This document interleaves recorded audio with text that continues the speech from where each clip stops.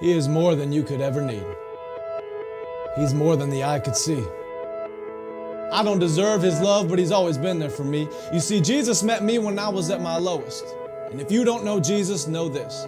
He is the greatest example of generosity this world of greed has ever seen.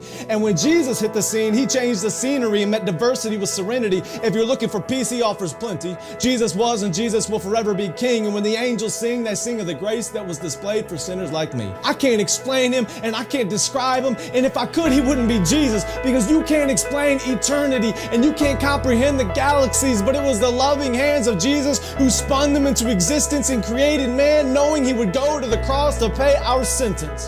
There was a certificate of judgment with a period after the sentence, and we were sentenced to death long before he said it is finished. He is a father to the orphan, a shelter for the homeless, a hiding place for the abused, and an anchor for our storms. He stormed the gates of hell and came out on top, and the power of his gospel cannot be stopped, even when the world tries.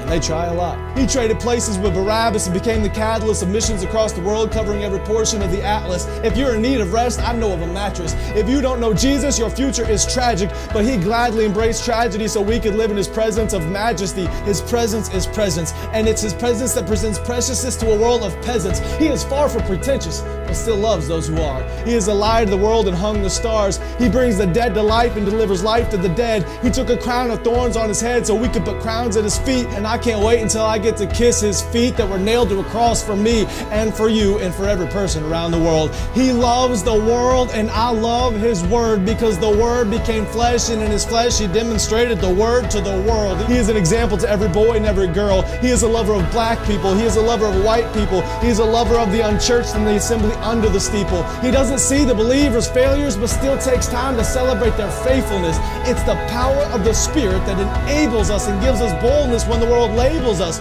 And if you want to label me, please call me a Jesus freak. And if that freaks you out, good. Because it's better to be good with God than to fight being misunderstood by a world that could never understand.